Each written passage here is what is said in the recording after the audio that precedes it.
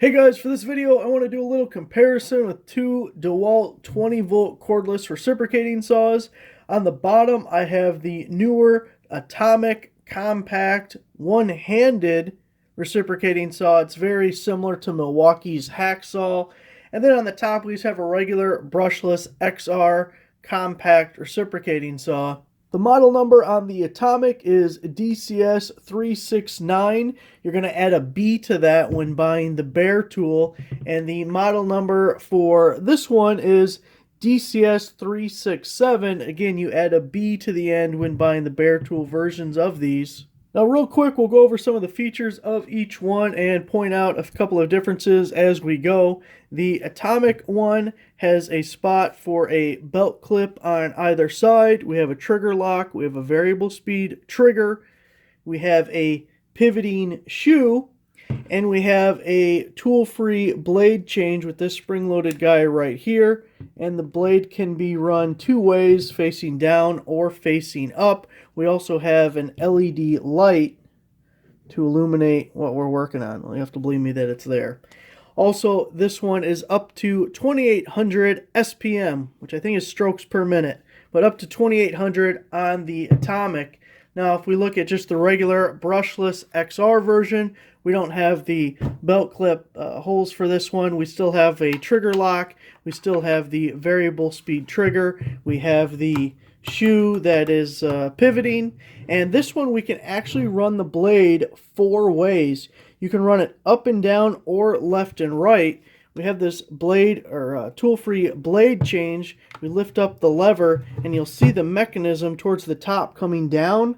That's so you can also run the blades sideways. Not something I do a lot, but there's definitely been a couple of opportunities where running the blade left to right was actually made a job easier getting into places. So it is a little bit of a benefit. So there's your lever for that, which also I kind of like the lever here better because it's easier to do than digging into this one and trying to get down here. I don't think it's a big deal, but I do like this one a little bit better.